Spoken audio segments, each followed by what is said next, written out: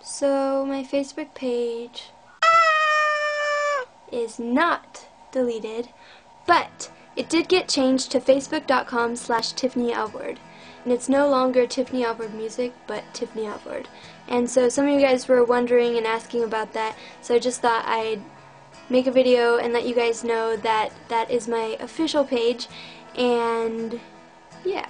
Also, I want to thank all of you guys who have liked my Facebook, and for everyone who gives their comments and feedback, because it really does help me make decisions, and you can help me pick out my next cover songs, and I always ask you guys questions. It also helps me get to know you guys. But anyways, just thought I would let you guys know, and if my Facebook was deleted, I would probably look like this. I know. Sad, right? But fortunately, it's not deleted, it's just changed, and the new link is below, so check it out. That would be awesome. Let me know what you think. Bye!